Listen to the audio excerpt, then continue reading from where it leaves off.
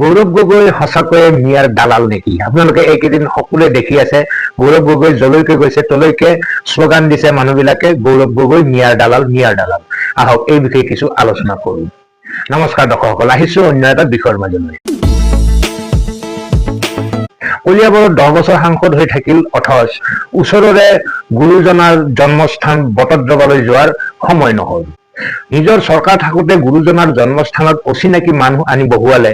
এতিয়া সেইবোৰৰ পৰা উদ্ধাৰ কৰি মনোৰম ৰূপত যেতিয়া বিজেপি চৰকাৰে ৰাজ্যবাসীক উপহাৰ দিলে, তেতিয়া তেওঁলোকেই তালৈ আহিল ৰাজনীতি কৰিবলৈ।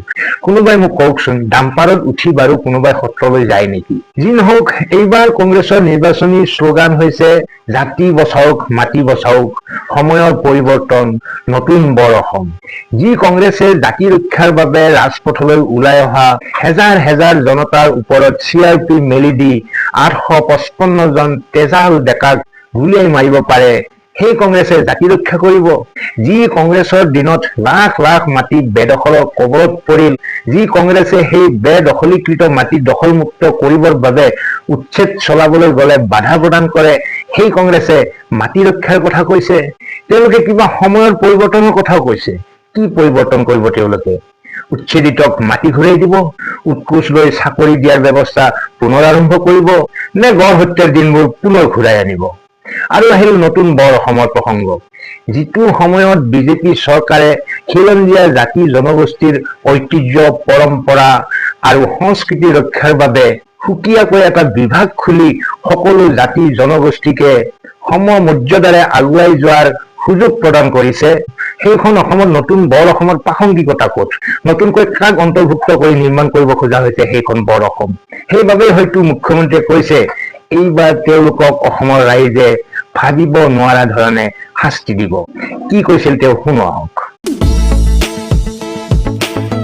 যদি 1.5 লাখ ল'ৰাক বিনা পইচাত চাকৰি দিয়াটো অপৰাধ হয়, 40 লাখ পৰিয়ালক অৰুণোদয় দিয়াটো অপৰাধ হয়, 32 লাখ মহিলাক যদি উদ্যমিতা দিয়াটো অভিযোগ হয়, অসমখনৰ ইমান ডাঙৰ বিকাশ 5 বছৰত সেইটো যদি অন্যায় হয়, তেতিয়াহ'লে মই ক'ব নোৱাৰোঁ। কিন্তু তাক বাদ দি আজিও মই প্ৰত্যাহ্বান জনাই ক'ব পাৰোঁ যে এই গোটেইকেইজন কংগ্ৰেছী, তেওঁলোক হ'ল এটা ক'ব গ'লে অসমখনক বিক্ৰী কৰিবলৈ উঠি পৰি লগা এটা পাৰ্টি। তেওঁলোকৰ আৰু একো নাই। সিদিনাখনো মই কৈছিলোঁ, গোটেই গুৱাহাটীত তেওঁলোকে ৱালিং কৰিছে নতুন বৰ অসম। মানে কি? মানে মিয়াক লৈ পেলাই বৰ অসম হ'ব। এই কথাবোৰ আমাৰ মানুহে তেওঁলোকক দেখি আছে। তেওঁলোকে ভাবিছে যে মানুহে তেওঁলোকক দেখি থকা নাই, মানুহে তেওঁলোককো দেখি আছে। আজি কংগ্ৰেছ দলে উত্তৰ দিব লাগিব, গড় হত্যা মাৰি গড়ৰ খৰ্গবিলাক কাক বিক্ৰী কৰিছে, সেইবিলাক বন্ধ কৰাটো আজি মোৰ অপৰাধ হৈ গ'ল। গড় হত্যা বন্ধ কৰাটো মোৰ অপৰাধ হ'ল। 1,60,000 ল'ৰাক টকা নোপোৱাকৈ চাকৰি দিয়াটো অপৰাধ হ'ল। এইবিলাক হ'ল মোৰ অপৰাধ। আৰু তেওঁলোকে মিয়াক, স্বজন তোষণ, তেওঁলোকৰ যিমান এক প্ৰকাৰ ক'ব গ'লে 8 তাৰিখে মই ভাল কৰি ক'ম, তেওঁলোকৰ যিমান অপকৰ্ম, অসমৰ মানুহে তেওঁলোকক এইবাৰ ভাবিব নোৱাৰা ধৰণে শাস্তি দিব। দৰ্শকসকল, মুখ্যমন্ত্ৰীৰ এই ভৱিষ্যতবাণী কিমান ফলিয়াব সেয়া সময়ে ক'ব। অসমীয়া মানুহে যদি সময় থাকোতে প্ৰতিৰোধ এটা গঢ়ি নুতুলে, শক্তিশালী প্ৰতিৰোধ, তেনেহলে অসম আৰু বাচি নাথাকিবগৈ। এই আশংকা ব্যক্ত কৰি মুখ্যমন্ত্ৰী কি কৈছে অকণমান শুনো আহক।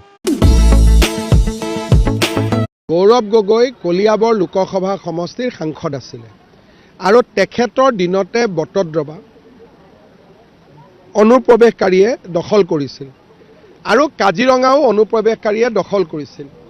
এতিয়াও গৌৰৱ গগৈৰ টুইট চাব, যেতিয়া আমি কাজিৰঙাত উচ্ছেদ কৰিছিলোঁ তেওঁ তেতিয়াও প্ৰতিবাদ কৰিছিল যে উচ্ছেদ কৰিব নালাগে বুলি, আৰু বটদ্ৰৱাৰ উচ্ছেদতো তেওঁ কেতিয়াও সমৰ্থন কৰা নাছিলে। মানুহে অলপ পুৰণা কথাবিলাক পাহৰি যায়। গৌৰৱ গগৈৰ লগত সোঁৱে বাৱে যিবিলাক মানুহ আছে, এইবিলাক মানুহে অসমত NRCখন ফেইল কৰোৱাইছিলে। মই 2-4 দিনতে ইয়াৰ ওপৰতো ক'ম। আৰু দুলীয়াজান মাৰ্ঘেৰিটাতো মিয়া গৈ সোমালে অসমৰ যিটো পৰিৱেশ। সেইকাৰণে মই ভাবোঁ যে আমি যদি অহা 5-10 বছৰত প্ৰতিৰোধ এটা যদি গঢ়িব নোৱাৰোঁ, তেতিয়া অসমীয়া মানুহৰ আৰু একো বাচিয়ে নাথাকে। দৰ্শকসকল, মুখ্যমন্ত্ৰীৰ বক্তব্য সন্দৰ্ভত আপোনালোকৰ মন্তব্য কমেণ্ট বক্সত নিশ্চয় লিখিব। মই ক'ব বিচাৰিছোঁ, বেদখলকাৰীৰ পক্ষত অৱস্থান গ্ৰহণ কৰা মানুহে যেতিয়া জাতি মাটি ৰক্ষাৰ শ্লোগানেৰে নিৰ্বাচনী বৈতৰণি পাৰ হ'ব খোজে, তেন্তে হয় তেওঁলোকে জনতাক গজমূৰ্খ বুলি ভাবে, নহয়তো তেওঁলোক নিজেই গজমূৰ্খ। তেওঁলোকে যি তিনিটা শ্লোগানক প্ৰচাৰৰ বাবে গ্ৰহণ কৰিছে, অৰ্থাৎ জাতি মাটি ৰক্ষা, নতুন বৰ অসম আৰু সময়ৰ পৰিৱৰ্তন, এই শ্লোগান কেইটা আচলতে UDF নাইবা আমচুৰ দৰে কোনোবা সংগঠনৰ মুখতহে শোভা পায়। কিয় কলো মই এই কথা, কিয় শোভা পায়, কেনেকৈ শোভা পায়, অলপ দকৈ ভাবি চাবচোন আপোনালোকে। মই নিশ্চয় বহলাই কোৱাৰ প্ৰয়োজনেই নাই।